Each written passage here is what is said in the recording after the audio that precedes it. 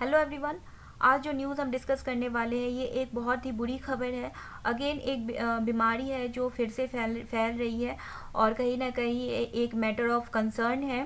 देखिए, Marburg virus disease के बारे में आज पढ़ेंगे कि क्या है और क्यों ये न्यूज़ में है। ठीक है। देखिए, ये जो वायरस है ये इबोला की तरह ही है और इसके 2 पॉजिटिव केसेस पाए गए। हमें घाना से रिपोर्ट हुआ ये केसेस और दोनों ही केसेस में हमें डेथ देखने को मिला। ये एक हाईली इन्फेक्शियस डिजीज़ है और WHO की रिपोर्ट के अकॉर्डिंग जो फर्स्ट केस था वो एक 26 ईयर ओल्ड मेल में था और second case 51 year old mail में था और दोनों ही केसेस में पेशेंट की डेथ हो गई, जो एक बहुत ही बुरी खबर है।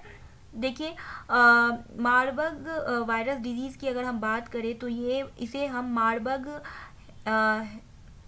हेमरहेजिक फीवर भी कहते हैं और ये बहुत सीवियर होता है और ये बहुत इसमें जो फीवर होता है उसकी फेटेलिटी रेट बहुत ज़्यादा होती है वर्ल्ड हेल्थ ऑर्गेनाइजेशन के अकॉर्डिंग। ये इबोला की तरह ही फिलो वायरस है मारबर्ग और क्लिनिकली दोनों ही डिजीज़ेज जो हैं वो सिमिलर हैं।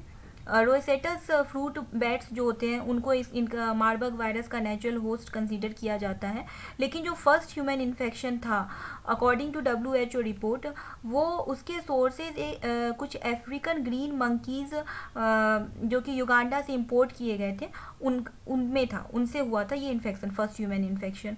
ठीक है। फर्स्ट टाइम इसको डिटेक्ट किया गया था 1967 में जब एक साइमल्टेनियस आउटब्रेक हुआ जर्मनी के फ्रैंकफर्ट और मारबर्ग में और सर्बिया के बेलग्रेड में। ठीक है। तो कहीं ना कहीं इसका नाम इसलिए मारबर्ग वायरस है क्योंकि पहला इन्फेक्शन हमें वहीं पे देखने को मिला था, पहला जो केस था वहीं से रिपोर्ट हुआ था। अगर हम इस डिज़ीज़ के एवरेज फेटेलिटी रेट की बात करें तो वो 50% है, लेकिन केस टू केस वो ये डिफ़र करता है क्योंकि किसी किसी केस में फेटेलिटी रेट लो होती है, 24% तक होती है, लेकिन किसी किसी केस में इतनी हाई होती है कि वो 88% तक होती है। ठीक है। तो ये डिपेंड करता है कि कौन सा वायरस का स्ट्रेन है और उस पेशेंट के केस को कैसे मैनेज किया गया है।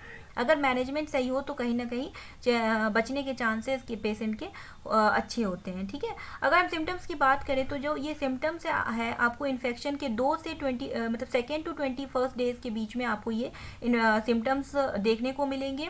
अगर प्रॉपरली सिम्टम्स की बात की जाए तो इसमें आपको हाई फीवर, मसल एक्स और सीवियर हेडेक्स फील होंगे और अराउंड थर्ड डे पे पेशेंट जो है वो ये रिपोर्ट करता है कि उसको एब्डोमिनल पेन हो रहा है, वॉमिटिंग्स हो रही है, सीवियर वाटरी डायरिया और क्रैम्पिंग्स हो रही हैं।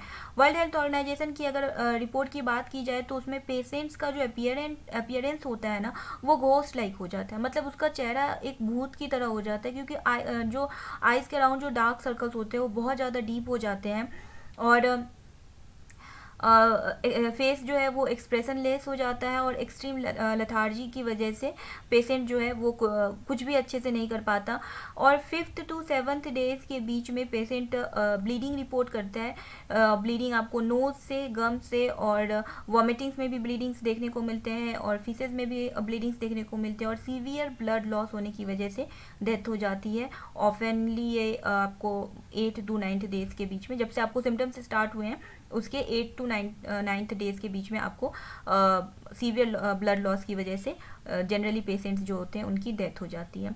अगर इसकी डायग्नोसिस और ट्रीटमेंट की हम बात करें तो इसको क्लिनिकली डिस्टिंग्विश करना मलेरिया और टाइफाइड फीवर से डिस्टिंग्विश करना एमवीडी को, ये थोड़ा सा डिफ़िकल्ट है क्योंकि कई बार हम ये कंफ्यूज कर जाते हैं कि पेशेंट को शायद मलेरिया या टाइफाइड है या कोई दूसरा वायरल हेमरेजिक फीवर है, लेकिन वो होता है मारबर्ग वायरस डिजीज़। ठीक है। जब तक कि सैंपल्स की लैब टेस्टिंग ना हो जाए तब तक ये कंफर्म करना मुश्किल है और जो सैंपल्स होते हैं इसके ये बहुत एक्सट्रीमली बायो हज़ार्ड होते हैं क्योंकि जैसे कोविड है, जैसे कोरोना के सैंपल होते थे, कोरोना वायरस या इबोला वायरस के सैंपल्स होते थे।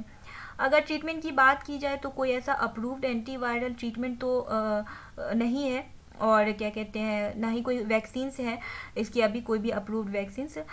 अगर केस को अच्छे से मैनेज किया जाए और जो सिम्टम्स हैं उसको अगर ट्रीट किया जाए तो बचने के चांसेस होते हैं। जैसे कि अगर आपको फीवर हो रहा है तो फीवर की दवाई दे दी गई, आपको हेडेक हो रहा है तो हेडेक की दवाई दे दी गई, आपको ब्लीडिंग्स हो रहे हैं तो उसको रोकने की दवाई दे दी गई और ज़्यादा से ज़्यादा रिहाइड्रेट रखने की कोशिश की जाती है। रिहाइड्रेशन आपको ओरल या इंट्रावेनस फ्लूइड्स के थ्रू करवाई जाती है ये भी अकॉर्डिंग टू WHO की रिपोर्ट के हिसाब से मैं आपको बता रही हूँ।